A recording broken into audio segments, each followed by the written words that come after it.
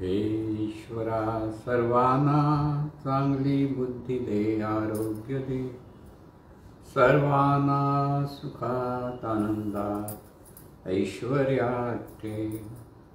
सर्वांचं भलं कर, कल्याण कर, रक्षण कर, आणि तुझे गोड नाम मुखात अखंड राहू दे. सद्गुरुनाथ महाराज. सद्गुरु पै माऊली. मातोश्री माईंना प्रथम कृतज्ञपूर्वक वंदन. आणि आपण सर्व सद्भक्त सत्श्रोते हो, आपणा सर्वांना आदरपूर्वक नमस्कार.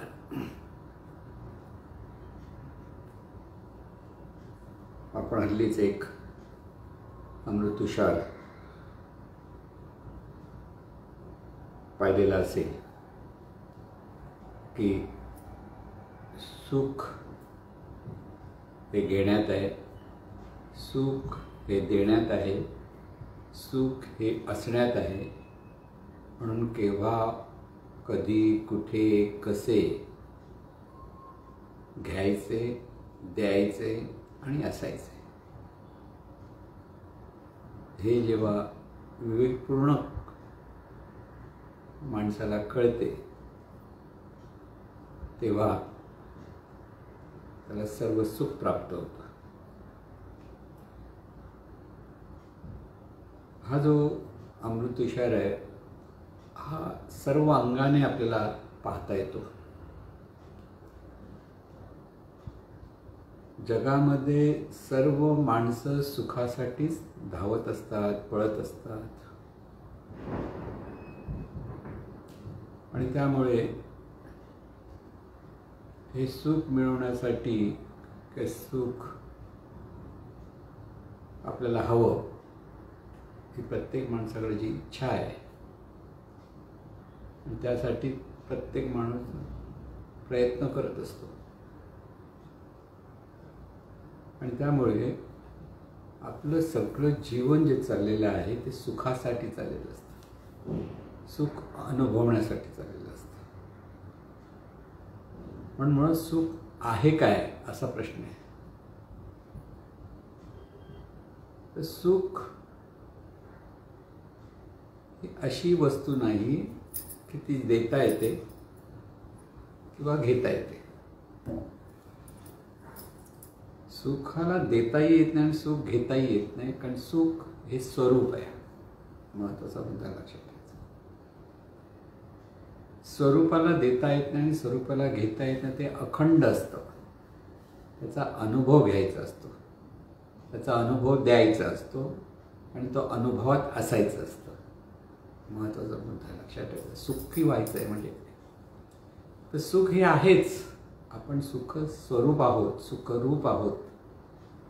पूर्वी पत्रव्यवहार करताना, हल्ली पत्रव्यवहार करत नाहीत लोक, पण नेहमी ज्यावेळेला पत्राची सुरुवात करत असताना आम्ही नेहमी म्हणायचो की आपण सर्व सुखरूप आहात, परमेश्वरच्या कृपेने तुम्ही सुखरूप असाल, असा एक मुद्दा सुरू करायचा आपण सुरुवात लिहून, की इथे आम्ही सुखी आहोत, तुम्ही पण सुखी असाल, असं जे तिथे सांगितलं जायचं. त्याचा खरा अर्थ असा आहे की जे स्वरूप म्हणून जे आपण म्हणतो आहोत ते स्वरूपच सुख आहे, म्हणजेच आनंद आहे. म्हणजे आनंद हे आपलं स्वरूप, असं जे सच्चिदानंद या अंगाने जेव्हा सांगितलं जातं की सत, चित आणि आनंद, म्हणजे आनंद हे आपलं स्वरूप आहे. तर हे जे स्वरूप आहे, ह्या स्वरूपाला देणं घेणं कसं जमेल आपल्याला? लक्षात घ्या, स्वरूपात आपण आहोत, आपणच स्वरूपाचे आहोत, आणि सर्व जे जे आहे ते सर्व स्वरूपच आहे. ही एकदा जर ओळख कळली, ही मनात बिंबली, तर ती काय पाठांतर करावं लागत नाही. लक्षात घ्या काय मी म्हणतोय. ज्याला आपण सुखस्वरूप म्हणतो त्याला दुसऱ्या अगदी वेदांनी त्याला ब्रह्मस्वरूप म्हटलंय, संतांनी त्याला चैतन्य स्वरूप म्हटलंय. हे स्वरूपाला दिलेली नाव आहेत, चैतन्य स्वरूप. आता ह्या चैतन्य स्वरूपाला आपण देऊ शकत नाही, आणि ह्या चैतन्य स्वरूपाला आपण घेऊही शकत नाही. ते चैतन्य स्वरूप सतत आहे, सतत असतं, सतत, कधी नाही असं नाहीच. त्याचा अनुभव आपल्याला घ्यायचा असतो आणि तो अनुभव घेण्यासाठी देणं घेणं म्हणजे आपलं जीवन आहे. लक्षात घ्या, आपलं जीवन म्हणजे काय? देणं घेणं आहे. जन्माला आल्यावर प्रथम आपण श्वास घेतो, तिथून सुख. श्वास घेतो, श्वास घेतला नाही तर तिथे काही सुखाचा अनुभव येऊ शकत नाही. की तिथे प्रथम लहान मूल श्वास घेतं, श्वास घ्यायला शिकतं. रडतं म्हणजे करते श्वास घेण्यासाठी, नाकपुड्या उघडण्यासाठी ते रडतं. पण त्यामुळे हे जे स्वरूप आहे आपलं चैतन्य स्वरूप असं जे आपण म्हणतो, ते चैतन्य स्वरूपच सुखस्वरूप आहे. त्याचा अनुभव घ्यायचा आहे. म्हणजे परत लक्षात ठेवा काय, ह्या चैतन्य स्वरूपातून जे जे आपल्याला दिसतं आहे, जी जी रूपं दिसत आहेत, ती सगळी चैतन्य स्वरूपच त्या रूपाने प्रगट आहे, हे आपल्या लक्षात घेता आलं पाहिजे. इथे परमेश्वरातून सर्व निर्माण झालेलं आहे आणि सर्व ठिकाणी परमेश्वरच आहे असं एक साध्या सोप्या भाषेत पण सांगितलं जातं. पण परमेश्वर म्हटल्यानंतर आपल्यासमोर काही आकार येतील, रूप येतात आणि तिथे आपला गोंधळ होतो. इथे चैतन्य स्वरूप म्हणजे कसलंही रूप नाही आहे. अगदी ज्ञानेश्वर माऊलींनी जे सांगितलं ते नेहमी लक्षात ठेवा की देवा नाही रूप, देवा नाही नाव, देवा नाही गाव, कोठे काय.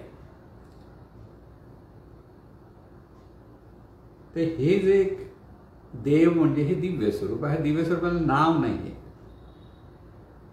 अमुक एखादं गाव आहे, अमुक एक गावचं आहे तसं नाही. अमुक एखादं रूप आहे तसंही नाही, रूप नाही, ते अरूप आहे. पण त्याचं वर्णनही तसंच केलं जातं ना. ते निर्गुण आहे, निराकार आहे, अदृश्य आहे, अव्यक्त आहे, अजर आहे, असीम आहे, अनंत आहे. म्हणजे ते कशातही त्याला धरता येत नाही आहे, कारण त्याच्यात सर्व निर्माण झालं आहे. त्याच्यातून सर्व रूप निर्माण झाले. हे सगळं विश्व आपण म्हणतो, इतकं प्रचंड विश्व आहे. ब्रह्मांड, पंचमहातत्व, हे सगळं इतकं प्रचंड आणि युगानुयुग आहेत. ही सर्व त्या चैतन्याची रूपं आहेत, हा बोध आहे. ही ओळख, परमेश्वराची ओळख म्हणजे नेमकं काय? आपल्याला परमेश्वराची लहानपणापासून जी ओळख दाखवली गेली, तिथे राम आला, कृष्ण आला, गणपती आले. ज्यांना हे चैतन्य स्वरूप म्हणजे नेमकं काय हे लक्षात येत नाही, त्यांना काहीतरी रूप दाखवायला लागतं. म्हणून ऋषीमुनींनी ही रूपं निर्माण केली. पण खरं म्हणजे छोट्या अगदी जंतूपासून अगदी मोठ्या हत्तीपर्यंत किंवा मोठ्या डोंगरापर्यंत किंवा अगदी हिमालयापर्यंत सर्व जे काही आहे ते सगळी चैतन्याची रूपं आहेत. चैतन्याची रूपं म्हणजेच ही सगळी रूपं सुख स्वरूप आहेत. कारण जिथे चैतन्याचं अस्तित्व आहे तिथे सुख स्वरूप आहे. लक्षात घ्या. म्हणजे असणं असं जे आपण म्हणतो, ते असणं म्हणजे सहजपणे ते आहे, ते हे चैतन्य स्वरूप आहे. लक्षात घ्यायचं. आणि हे जे सहजपणे असलेलं जे चैतन्य स्वरूप आहे, त्याची जर ओळख आपण व्यवस्थित धरली आणि त्या ओळखीतून जर आपण जे कर्म करायला लागू, देणं घेणं सुरू होतं. कर्म म्हणजे देणं घेण्याचा भाग आहे. मग विचार देतो, विचार घेतो, काही गोष्टी देतो, काही गोष्टी घेतो. ही सगळी रूपांची देवाणघेवाण असते, स्वरूपाची देवाणघेवाण नसते तसं बघायला गेलं तर. पण दुसऱ्या बाजून जर पाहायला गेलं तर चैतन्य स्वरूपच प्रत्येक रूपाने प्रगट आहे. हे जे वेदाने सांगितलेलं आहे, संतांनी सांगितलं आहे, अगदी ज्ञानेश्वर माऊलीने पण सांगितलं आहे. सर्व उपाधी माझी गुप्त, चैतन्य असे सर्व गत, ते तत्वज्ञ संत स्वीकारित. इथे आपल्याला सगळीकडे पाहत असताना प्रत्येक रूप हे चैतन्यच आहे की चैतन्याचं रूप आहे हे स्मरण सतत असले पाहिजे. ही खरी ओळख. स्मरण म्हणजे काही पाठांतर करायला पाहिजे का स्मरण व्हायला? खरं नाही, स्पष्ट ओळख करून घेता आलं पाहिजे. काय ओळख करून घेतात की ज्याला आकाश म्हणतो ते चैतन्य आकाश रूपाने प्रगट आहे. आपण वायुतत्व म्हणून म्हणतो तर चैतन्यच वायुतत्व रूपाने प्रगट आहे. चैतन्यच तेजतत्व रूपाने प्रगट आहे. चैतन्यच जलतत्व रूपाने प्रगट आहे आणि चैतन्यच पृथ्वीतत्व रूपाने प्रगट आहे. पंचमहातत्वांकडे पाहिलं आपण, आकाश वेगळं आहे, वायुतत्व वेगळं आहे, तेजतत्व वेगळं आहे, प्रत्येक गुण वेगळे आहेत, पण ते प्रत्येक ठिकाणी ते चैतन्य स्वरूपच त्या त्या रूपाने प्रगट आहे हे लक्षात घ्या. पाणी म्हटलं की आपण म्हणतो अरे ही अशी वेगळी वेगळी आहेत, किंबहुना जलतत्व आणि अग्नितत्व यांचं पटत नाही म्हणतो आपण. कारण तसं काही नाही, पटत नाही तिथे ती एक व्यवस्था आहे असं जे महाराज सांगायचे ते लक्षात घ्यायचं. विशिष्ट नियमाने नियमित होऊन चैतन्य जे प्रगट होतं त्या प्रगट असलेल्या चैतन्याला आपण रूप म्हणतो. लक्षात, विशिष्ट नियमाने नियमित. दुसऱ्या भाषेत जर जीवनविद्येचा जो परमेश्वराची व्याख्या आहे तेच वेगळ्या पद्धतीने सांगितली आहे. निसर्ग नियमासहित स्वयंचलित स्वयंनियंत्रित नैसर्गिक पद्धतशीर व्यवस्था म्हणजे परमेश्वर. म्हणजे नेमकं काय आहे? परमेश्वर म्हणजे ते चैतन्य स्वरूप. हे चैतन्य स्वरूप विशिष्ट निसर्ग नियमासहित स्वयंचलित स्वयंनियंत्रित नैसर्गिक म्हणजे सहज पद्धतशीर व्यवस्था म्हणजे एक विशिष्ट व्यवस्था आकाराला येते तेव्हा ते चैतन्य स्वरूपच असतं, पण विशिष्ट नियमाने ते कार्यरत असतं. बहुत व्यवस्थित समजून घेता आला पाहिजे की सर्वत्र चैतन्यच आहे हे आपल्या मनाला व्यवस्थित समजून घेता आलं, समजून देता आलं, पटवून घेता आलं तर आपल्याला पाहण्याची दृष्टीच बदलते. एकदा जर हे व्यवस्थित समजलं तर तिथेच जीवनामध्ये आपल्याला आपलं कर्म विवेकाने कसं झालं हे कळणार नाही, पण सहजपणे विवेकपूर्ण जीवन जगायला हवं आपण. म्हणून अगदी प्रत्येक रूप एका रूपापेक्षा दुसरं रूप अगदी वेगळं आहे. परत लक्षात ठेवा, ह्या परमेश्वराची किंवा चैतन्य स्वरूपाची जी निर्मिती आहे ती सगळी युनिक आहे, अद्वितीय आहे. एकासारखी दुसरी वस्तू नाही आहे. माणसं दिसायला सारखी म्हणजे अगदी ते हात पाय नाक कान डोळे शरीर ह्या अंगाने जरी सारखं म्हटलं मानवी देह, तरी प्रत्येक मनुष्य देह हा एक दुसऱ्या मनुष्य देहापेक्षा वेगळा आहे, युनिक आहे. लक्षात घ्या. म्हणून जे हे अद्वितीय, प्रत्येक रूप अद्वितीय, कारण स्वरूपच अद्वितीय आहे. त्याच्यातून प्रत्येक निर्मिती जी आहे ती विशिष्ट नियमाने नियमित होऊन ते प्रगट झालेलं आहे आणि त्या नियमानुसारच त्याचं कार्य, रूपाचं कार्य हे नियमानुसार सुरू असतं, नेहमी लक्षात ठेवायचं. म्हणून भेद दिसले, फरक दिसला तरी ते चैतन्य स्वरूपच आहे हा बोध आपल्याला प्रथम लक्षात घेता आला पाहिजे. अगदी परमार्थाचं जे खरं सार आहे ना ते हेच आहे की सर्व कल्विदम ब्रह्म म्हणजे काय? सर्वत्र हे चैतन्य आहे. दुसऱ्या सोप्या भाषेत लक्षात घ्यायचं ते संस्कृतून म्हटलं आहे. मराठीमध्ये जर आपण समजून घ्यायचं असेल तर प्रत्येक वस्तू, प्रत्येक रूप हे चैतन्य आहे. चैतन्याचं रूप आहे म्हणजे चैतन्यच आहे हे लक्षात घ्यायचं. जसं समुद्र म्हणजे काय? पाणी. आणि समुद्रातील प्रत्येक लाट म्हणजे नेमकं काय आहे? पाणी. लाट मोठी आहे छोटी आहे काही विशिष्ट नियमांनी ती लाट स्फुरते. काही काही खूप प्रचंड लाटा असतात, काही वेळेला त्या अगदी लहान उंचीच्या सुद्धा लाटा असतात, अगदी अगदी झुळमुळीत असलेल्या लाटा असतात. पण प्रत्येक लाट काय आहे? पाणी. तसं प्रत्येक रूप हे चैतन्य स्वरूप आहे, म्हणजे सुख स्वरूप आहे. काय म्हणतोय लक्षात घेतलं तर आपल्या लक्षात येतं की आपण जे म्हणतोय घेणं, देणं आणि असणं म्हणजे नेमकं काय हे आपल्याला समजून घ्यायचं आहे.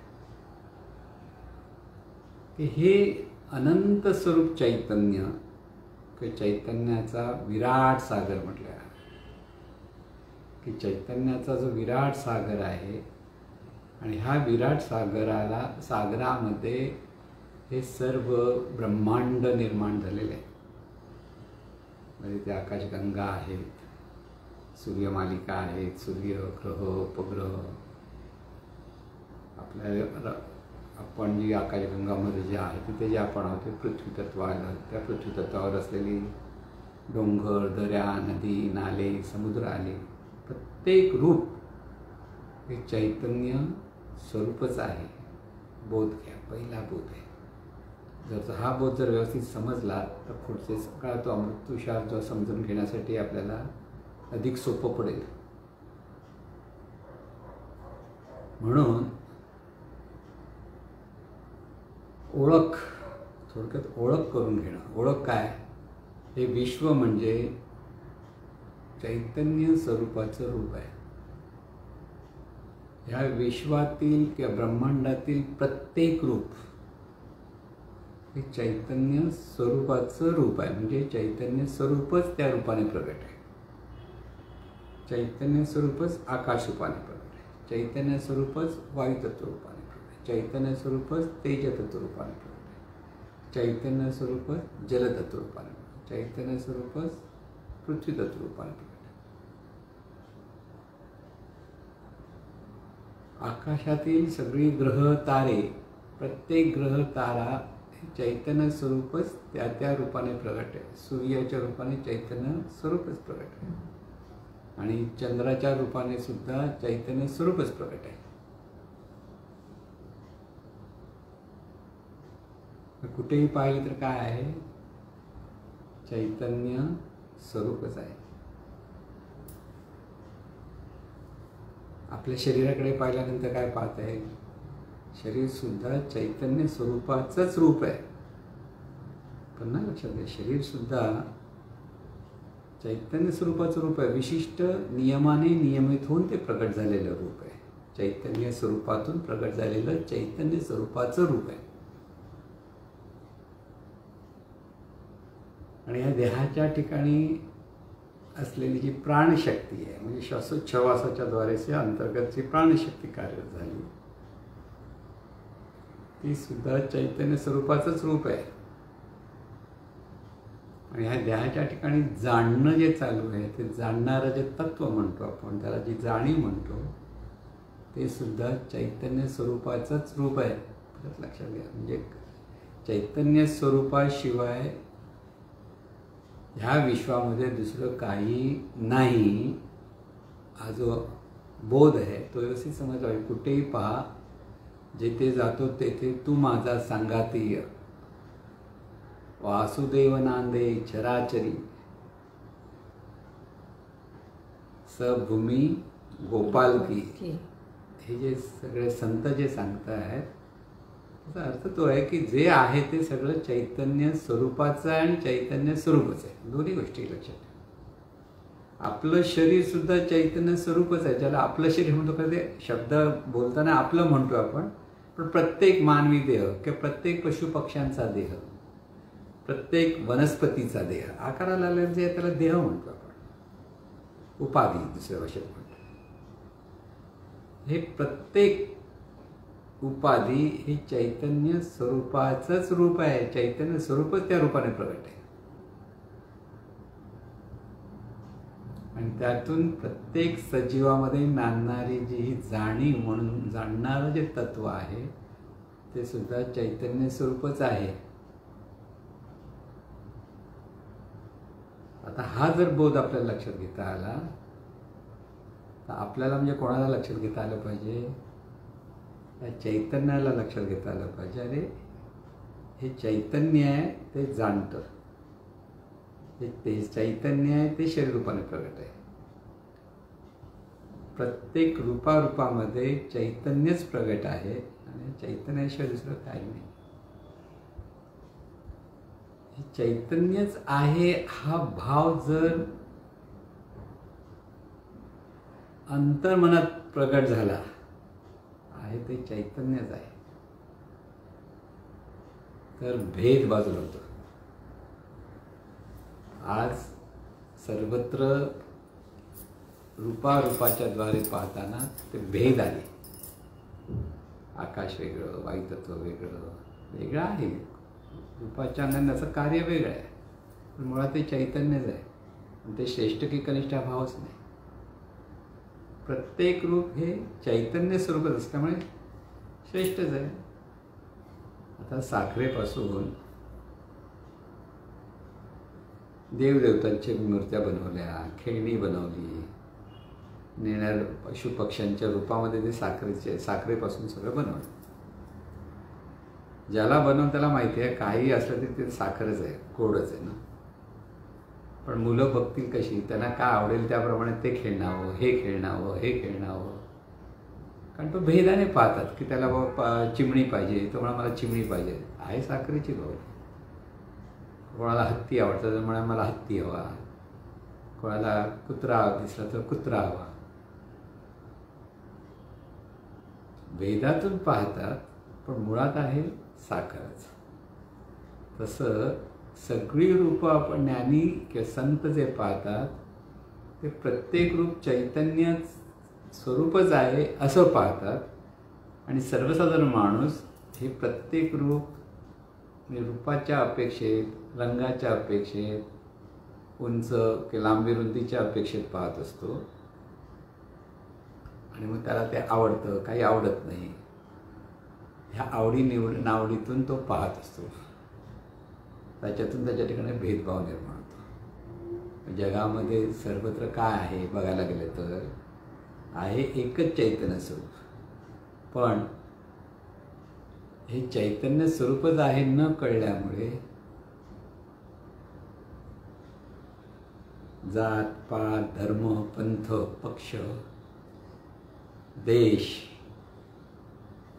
अशा सीमा आपणच आपल्याला घालून घेतलेल्या आहेत. मग तिथे धर्माभिमान, जातीचा अभिमान, नावाचा अभिमान, देहाचा अभिमान, पक्षाचा अभिमान, पंथाचा अभिमान, राष्ट्राचा अभिमान. अभिमान म्हणजे भेदभावातून पाहून हे श्रेष्ठ आहे, मी श्रेष्ठ आहे, मी श्रेष्ठ आहे, इतर कनिष्ठ आहेत, हा भेदभाव सुरू झाला. कारण म्हणजे हा भेदभाव करायची काही गरजच नाही आहे. पण भेदभावातून जीवन जगणं किंवा असं जगणं म्हणजेच जीवन, अशी एक विचित्र भावना सर्वसाधारण माणसांच्या मनात निर्माण झाली. आणि त्याच्यातूनच तो जो सुखस्वरूप होता तो सुखाला वंचित व्हायला लागला. मग तो सुख शोधायला लागला. खूप पैसे मिळाले तर मी सुखी होईन, खूप श्रीमंती आली तर मी सुखी होईन, खूप सत्ता संपत्ती आली तर मी सुखी होईन. म्हणून हे सगळं मिळवण्यासाठी, सत्तेसाठी, पैशासाठी, आवडणाऱ्या गोष्टी मिळवण्यासाठी जी धावाधाव सुरू झाली ते सुख हाताला लागत नाही हे नंतर कळायला लागतं. आधी सुख मिळेल म्हणून धावतात. ती वस्तू मिळाली किंवा ती जे काही प्रयत्न केले ते त्या अवस्थेपर्यंत पोहोचलो तर ते मिळतं का परत सुख नाही, परत सुख लांबच असतं. म्हणजे समुद्रातून क्षितिजाकडे पाहणारा एखादा माणूस क्षितिजाला हात लावण्याचा जितका प्रयत्न करेल, जितकं तो क्षितिजाजवळ जायला लागेल तितकं क्षितिज त्याच्यापासून लांबच राहत असतं. तसंच सुखाची कल्पना आणि कल्पनेच्या मागे जेव्हा माणूस धावायला लागतो तेव्हा त्याची अवस्था ह्या क्षितिजाला हात लावणाऱ्या माणसासारखी होते. त्याच्या हाताला सुख मिळतच नाही. थोड्या वेळासाठी काहीतरी सुख मिळाल्यासारखं वाटतं आणि परत आपल्या सुखच मिळत नाही असे त्याला वाटतं. परत अजून सुख हवं, अजून सुख हवं, अजून सुख हवं. कारण ह्या सर्व कल्पनेमध्ये माणूस जेव्हा अडकतो तेव्हा सुख म्हणजे काय त्याला कळत नाही, पण तो ते मिळवण्यासाठी मात्र प्रयत्न करत असतो. एखादं लहान मूल मावकून असलेल्या दिव्याच्या प्रकाशामुळे त्याची स्वतःची सावली पाहतो आणि ती सावली पाहिल्यानंतर त्या सावलीला हात लावायला तो जातो. मी डोक्याला त्या हात लावायला तितकं ते डोकं पुढे पुढे जातं, हात मिळतच नाही. मग त्याचे वडील शिकवतात, अरे बाळा तसं नाही करायचं आहे, तुला त्या सावलीला हात लावायचा ना डोक्याला, तुझ्या डोक्याला हात लाव, तिथे आपोआप हात लागेल. तसं सुख अनुभवायचं आहे, सुखाची अनुभूती घ्यायची आहे. ती सुखाची अनुभूती आपणच आपल्या ठिकाणी घ्यायची असते आणि त्यामुळे आपणच आपलं सुख आपण होऊन अनुभवायचं असतं. हा महत्त्वाचा मुद्दा आहे. त्या लक्षात येतो की सुख येणारं नाही, जाणारं नाही, ते अखंड आहे, ते एक जात नाही. आपल्याला ते घेता येत नाही आणि देता येत नाही, म्हणजे अनुभवता पण येत नाही.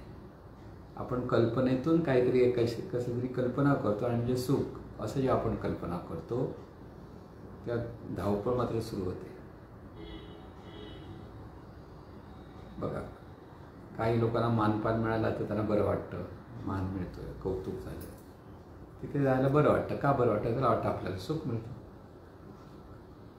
मान दिला म्हणजे मी सुखी झालो, किंवा कौतुक केलं म्हणजे मी सुखी झालो, ही मी केलेली कल्पना आहे. कोणीतरी मान दिला मग मला बरं वाटलं असं जेव्हा आपण म्हणतो ना, तर ती कल्पना केलेली असते की अरे ह्याने माझं कौतुक केलं, अरे मला बरं वाटलं. माणूस खुलतो ना कौतुक केल्यानंतर, कारण इथे सुखाची कल्पना असते आणि त्या कल्पनेतून माणूस सुखी होतो क्षणासाठी. खरं स्वरूप सुखाचा अनुभव न आल्यामुळे परत त्याला सुखाचा ध्यास लागलेला असतो.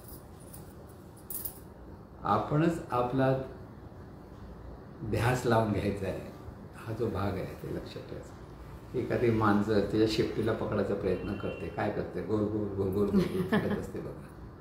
ती शेपटी धरायचा प्रयत्न करून शेपटी परत परत मागे, जितकं ते वाकायला जातं, जितकं गोल फिरतं, त्याचं सगळं अंग फिरल्यामुळे शेपटी हाताला तोंडामध्ये लागतच नाही.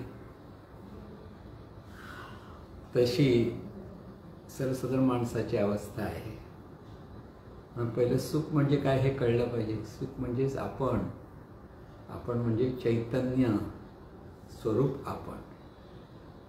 आपण कोण आहोत असं जर आपल्याला प्रश्न पडला तर आपण ते लक्षात घेतलं पाहिजे. हे आपण कोण आहोत म्हणून जे आपण आपल्याकडे पाहतो ते आपण चैतन्य आहोत, खरी ओळख आहे. हे चैतन्यच आपण आहोत म्हणजे काय? चैतन्य शरीर रूपाने प्रगट आहे. परत लक्षात घ्या, एक एक एक एक स्टेप बाय स्टेप जर आपण लक्षात घेतलं तर आपल्या लक्षात येईल चैतन्यच शरीर रूपाने प्रगट आहे. चैतन्यच हात, पाय, डोळे किंवा जिव्हा, त्वचा ह्या सर्व ज्ञानेंद्रिय कर्मेंद्रिय रूपाने प्रगट आहे. प्रत्येक ह्या शरीराच्या ठिकाणी पण विविधता आहे. चैतन्यच कान रूपाने प्रगट आहे, पण ते कान पाहू शकत नाही, फक्त ऐकतं. चैतन्य डोळे रूपाने प्रगट आहे, पण डोळा ऐकू शकत नाही, डोळा पाहतो. चैतन्य तीच व्यवस्था आहे. म्हणून सांगितलं प्रत्येक रूप हे त्या चैतन्य स्वरूप विशिष्ट नियमाने प्रकट झालं आहे आणि त्या नियमातून ते कार्यरत होतं म्हणून ते वेगळं दिसतं, पण ते खरी व्यवस्था आहे. पण डोळ्यातून पाहायचं असतं, कानातून ऐकायचं असतं, नाकातून गंध जाणायचं असतो, कारण ती व्यवस्था तिथे आहे. जिभेतून स्वाद चाकायचा असतो. समोरचा पदार्थ गोड आहे, तिखट आहे, आंबट आहे, डोळ्याने पाहून कळणार नाही. किती जरी डोळे निरखून किती पाहा तरी तो आंबट दिसतो की गोड दिसतो नाही, कारण गोड दिसत नाही, आंबट दिसत नाही. ती दिसणारी वस्तू नाही आंबट, गोड, तिखट.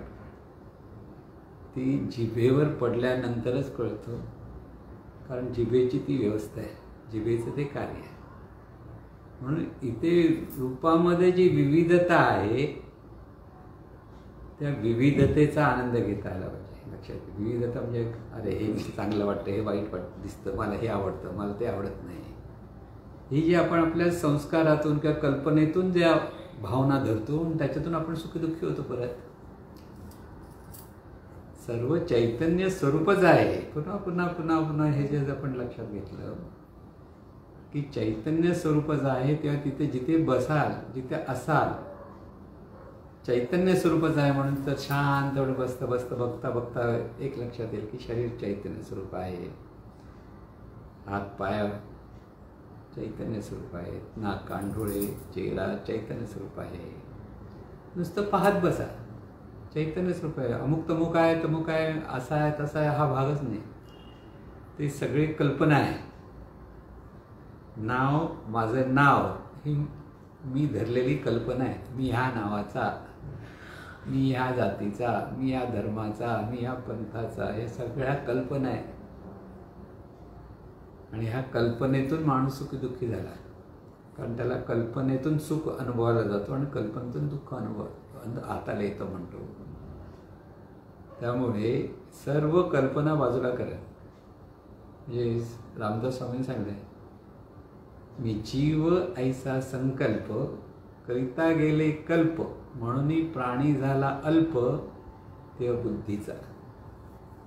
देहबुद्धी म्हणजे कल्पनेतून कल्पना केली, मी जीव ऐसा संकल्प. म्हणून ह्या सर्वांचे मूळ ही कल्पनाची केवळ, हिचे केलिया निर्मूळ ब्रह्मप्राप्ती. ब्रह्मप्राप्ती म्हणजे सुखप्राप्ती, आनंद प्राप्ती, आनंदाचा अनुभव, प्राप्त नाही अनुभूती. म्हणून हिचे केलिया निर्मूळ, इथे ब्रह्मप्राप्ती म्हणजे आनंदाची अनुभूती आहे. म्हणून कल्पना बाजूला करता आली पाहिजे. पण कल्पना बाजूला करण्यासाठी जे आहे ते सर्व चैतन्यच आहे, इथे दृढभाव झाला पाहिजे. ही ओळख आहे, ओळख झाल्यानंतर तो दृढभाव झाला पाहिजे. हां, आहे काय, रूपांमध्ये विविधता आहे आणि त्या विविध रूपांना त्या रूप ओळखण्यासाठी दिलेली नावं बरोबर आहेत, वाईट काही नाही. नाव दिलं म्हणजे वाईट काही नाही, पण ते चैतन्यच रूप आहे आणि त्याला ते नाव दिलेलं आहे, एवढं लक्षात ठेवा. हत्तीला हत्ती म्हणायला हरकत नाही. हत्ती म्हटल्यानंतर हत्तीचा आकार डोळ्यासमोर येतो, कोणतं पशु आहे ते कळतं. वाघ म्हटल्यानंतर कोणतं त्या रूप जे म्हटलं ते चैतन्याचं रूप आहे. हत्ती सुद्धा चैतन्याचंच रूप आहे. नाव दिल्यामुळे त्याच्यात काही कमी होत नाही, पण ती ओळख धरण्यासाठी बाबा हत्ती चैतन्याचं रूप, अमोग चैतन्याचं रूप, सगळी चैतन्य रूप आहेत आणि नावच नाही दिली त्याला. तर आपापसात आपण जे बोलू, ही जी भाषा आपण म्हणतो ती भाषाच राहणार नाही. शब्दच नाही, नावच नाही घ्यायचं, मग काय करायचं. म्हणून मौन धरा म्हणतात संत. या भाषेत पण गुंतायचं नसेल तर मौनात जायचं असतं. म्हणजे सर्वत्र चैतन्यच आहे आणि चैतन्याशिवाय दुसरं काही नाही, हेच महत्त्वाचं बोध प्रथम आपल्याला घेता आला पाहिजे. सुखस्वरूप आहोत आपण म्हणजे सर्वच, सर्व मिळून आपण. देह चैतन्य स्वरूप आहे. म्हणजे नेमकं काय, हात पण चैतन्य स्वरूप आहे, पाय पण चैतन्य स्वरूप आहे, नाक कान डोळे सुद्धा चैतन्य, सगळे विविधच आहे. नुसतं हे सगळा देह मी असं जे आपण म्हणतो नेहमीच्या भाषेत, देह म्हणजे नेमकं काय आहे, अनेक पेशींचा देह, प्रत्येक पेशी वेगळी आहे तिथे. आणि ह्या पेशीने हाताचा आकार घेतलेला आहे, पायाचा आकार घेतलेला आहे, नाक कान डोळ्याचा आकार घेतलेला आहे, अगदी आतमध्ये हृदयाचा आकार, फुफ्फुसाचा आकार, हे सगळ्या पेशी एकत्र येऊन तो विशिष्ट आकार धारण केलेला आहे. प्रत्येक त्या विशिष्ट आकार धारण केलेल्या प्रत्येक रूपाचं कार्य वेगळं वेगळं आहे. हृदयाचं कार्य रक्ताभिसरण होण्याचं आहे, फुफ्फुसाचं वायूचं अभिसरण होण्याचं आहे, श्वासोच्छवास म्हणजे ते सुद्धा अभिविसरणच आहे. की हाताचं कार्य वेगळं, पायाचं कार्य वेगळं, अगदी 5 बोटं म्हटली तर 5 बोटांचं कार्य वेगळं आहे. म्हणून हे सगळं जे आहे तिथे विविधता आहे, पण तरी सुद्धा तिथे एकत्व आहे. काय एकत्व आहे? सर्व चैतन्य स्वरूपच आहे. तसं विश्वामध्ये ही जी अनेक रूपं पाहतो आपण, त्या रूपांकडे पाहताना समत्वाने पाहता येतं. जे आहे ते सगळं चैतन्य स्वरूपच आहे. आणि हे चैतन्य स्वरूपाचं हे लक्षात घेऊन काय करता आलं पाहिजे? नमस्कार करता आला पाहिजे. असं सांगतं सांग. तू मन हे मीची करी, माझे भजनी प्रेम धरी, सर्वत्र नमस्कारी मज एकाते. मज एकाते म्हणजे चैतन्यच आहे हे स्मरण लक्षात ठेवून नमस्कार कर. नमस्कार म्हणजे काय? आपला अहंकार दूर कर, मी अमुक तमुक हे दूर कर आणि त्या चैतन्याशी एकरूप हो, म्हणजे नमस्कार. कळलं ना? आपण नमस्कार करतो म्हणजे आज नुसतं वरवरपुरती नाही, खरोखर मनापासून नमस्कार म्हणजे काय? चैतन्य स्वरूपच आहे, त्या चैतन्य स्वरूपाशी आपण एकरूप आहोत हा भाव दृढ करणं म्हणजे नमस्कार. म्हणून सर्वत्र नमस्कारी मज एकाते. एकच आहेस, एकच स्वरूप आहे, विविध रूपाने एकच देह आहे, रूप विविध आहेत. हात, पाय, नाक, कान, डोळे अनेक रूप आहेत, अनेक पेशींचं वेगवेगळे रूप आहेत. अगदी ह्या शरीरात सुद्धा इतकी विविधता आहे. पण ती सगळी विविधता असली तरी तिथे एकत्व आहे आणि ते सर्व म्हणून तो एक देह तयार झालेला आहे. आणि म्हणून हे जर पाहणं जर आपल्याला मुळात यायला लागेल, पाहता आलं पाहिजे. पाहाल तिथे काय आहे? चैतन्यच आहे, चैतन्यच आहे, चैतन्यच आहे. घोकंपट्टी नाही करायची आहे. तो अर्थ व्यवस्थित समजून घ्यायचा आहे. दगड आहे, चैतन्य स्वरूपाचं रूप आहे, ही ओळख घट्ट करा. दगड म्हणून जे काय त्याचे नियम आहेत त्याप्रमाणे तो दगड आपल्याला त्याचा उपयोग तरी करून घेता येईल किंवा त्याचा परिणाम आपल्याला साधता येईल, लक्षात घ्यायचं. पण तिथे चैतन्य स्वरूपच आहे हा भावातून आपलं पाहणं निर्मळ होतं. पाहणं निर्मळ पाहिजे. आपल्या पाहण्यामध्ये जर दूषितपणा असेल तर हे सुखस्वरूप अनुभवता येणार नाही. लक्षात. आपल्या स्वतःकडे जेव्हा आपण पाहतो, मी म्हटलं पाहण्याच्या स्वतःकडे पाहतो, पहिले शरीराकडे पाहणार.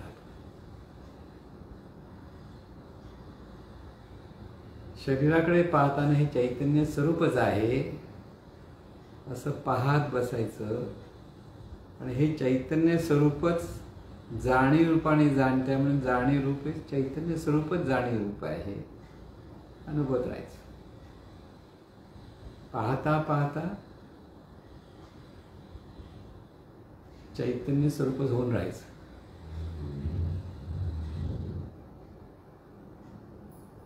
म्हणून पाहणं सुधारलं पाहिजे.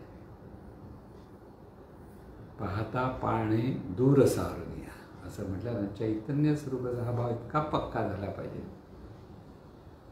पक्काचा म्हणजे समजून घेऊन पुन्हा पुन्हा पुन्हा पुन्हा प्रत्येक रूपाकडे पाहताना हे चैतन्य स्वरूपाचं रूप आहे हा बोध आपल्या अंतःकरणात मुरवत राहिला पाहिजे.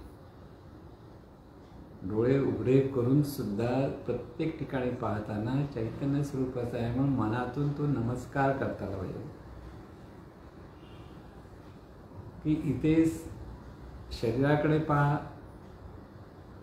शरीराच्या मागे जात पाहता पाहता तिथे जे मन म्हणतो आपण, म्हणजे जाणीव आहे खरी ती, ते सुद्धा चैतन्य स्वरूपच आहे. म्हणून चैतन्य स्वरूपच पाहतं.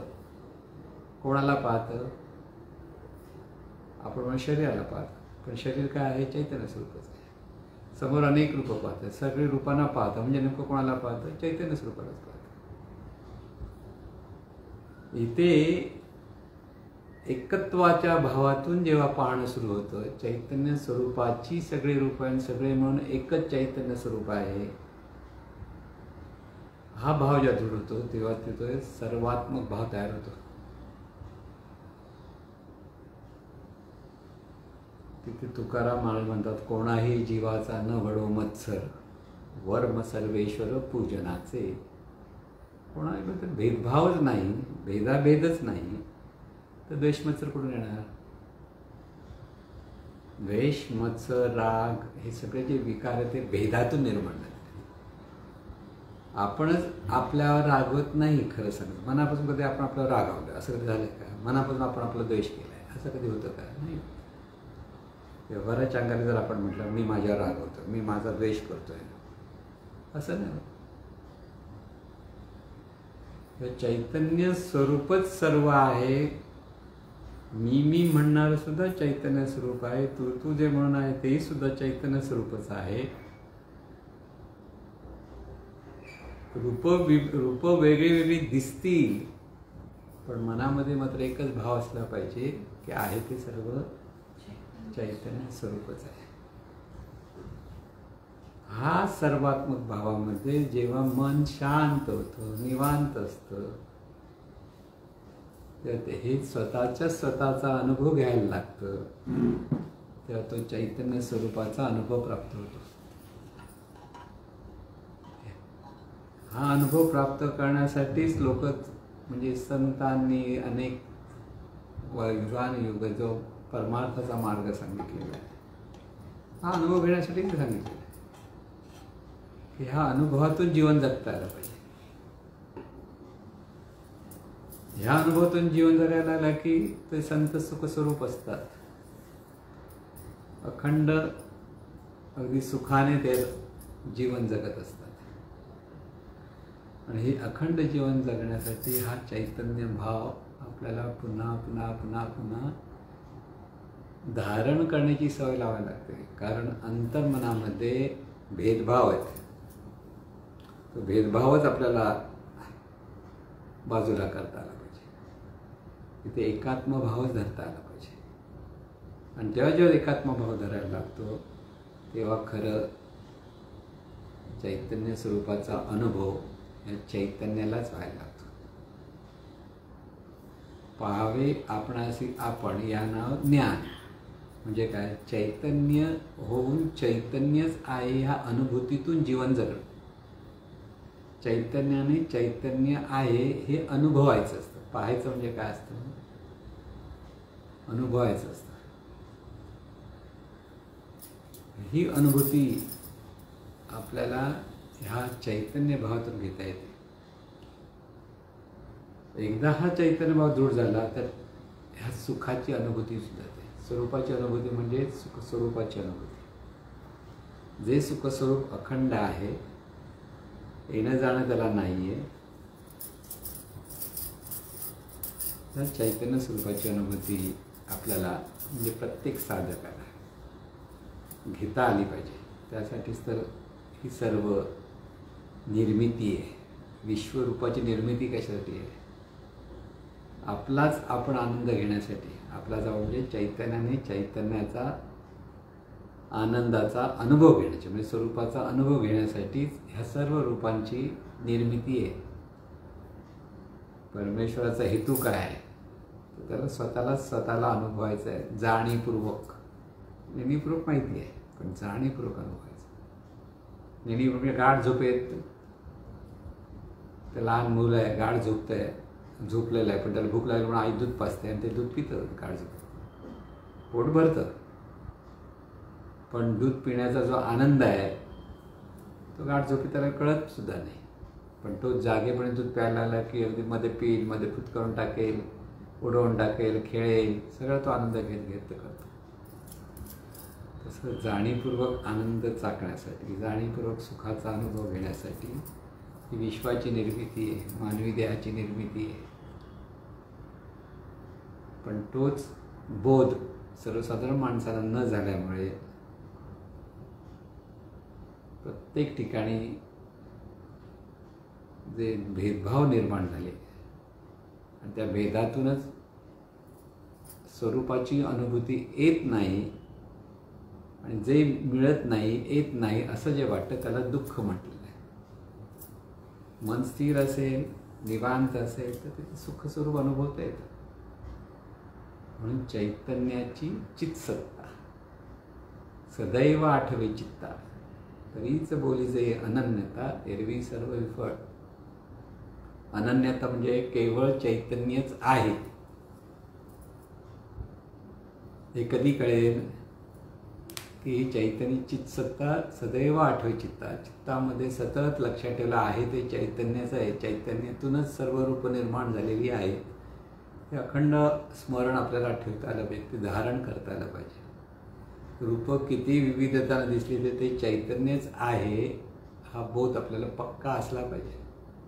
संतांकडे तो पक्का असतो आणि म्हणून ते शांत असतात, आनंदात असतात.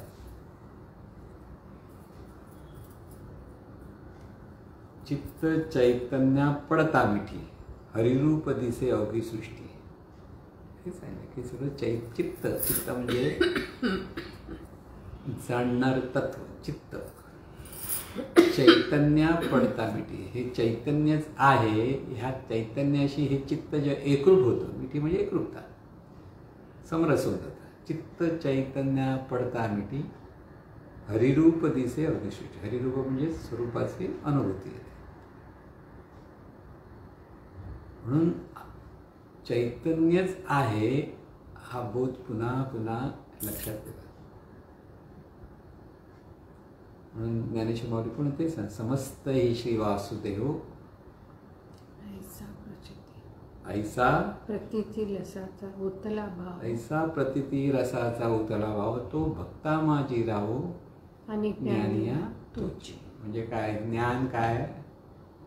समस्त ही श्री वासुदेव, म्हणजे समस्त जे ते सगळं जे आहे ते वासुदेव म्हणजे चैतन्य. परत लक्षात ठेवा, नावं देवांची नावं म्हणजे काय? चैतन्याला दिलेली नावं आहेत. समस्त ही श्री वासुदेव ऐसा प्रतिती रसाचा, अशी अनुभूती घ्यायची. असं ते दृढ भाव असला पाहिजे. अशा दृढ भावातून जेव्हा साधक सिद्ध होतो तेव्हा तोच ज्ञानी असतो. ज्ञानी तोची की हे महत्त्वाचं लक्षात ठेवा की तोच खरा भक्त असतो. तीच खरी त्याची पूजन असते. ते देवाचं पूजन आहे. आपण जे सर्व माणसं देवाचं पूजन करतात ते चैतन्य भावातून नाही करत. ते मला काहीतरी मिळावं म्हणून देवासमोर हात जोडतो, हार तुरे घालतो, अगरबत्ती लावतो आणि शेवटी काय हवं ते मागत बसतो. त्याला तो म्हणतो पूजा आहे. तशी पूजा नाही. हे चैतन्य स्वरूपच सर्वत्र आहे हे स्मरत राहणं म्हणजे ते खरं पूजन आहे. तेच भजन आहे, तेच चिंतन आहे. आणि हा बोध आपल्याला व्यवस्थित समजून घ्यायचा आहे. म्हणून मुळाकडून पुन्हा विश्वापर्यंत पाहता पाहता पाहता पुढे आपण घ्यायचं काय, द्यायचं काय आणि असायचं काय, कधी केव्हा कसं ह्याचं आपण पुढे चिंतन करायचा प्रयत्न करू. म्हणजे सर्व सुख अनुभूतीला यायचं असेल तर हे सगळे व्यवस्थित समजून घ्यायचं. आणि सगळ्यांच्या हे लक्षात येऊ अशी सद्गुरूचरणी प्रार्थना. हे ईश्वरा सर्वांना चांगली बुद्धी दे, आरोग्य दे, सर्वांना सुखात आनंदात ऐश्वर्यात ठेव. सर्वांचं भलं कर, कल्याण कर, रक्षण कर आणि तुझे गोड नाम मुखात अखंड राहू दे. सद्गुरुनाथ महाराज की जय.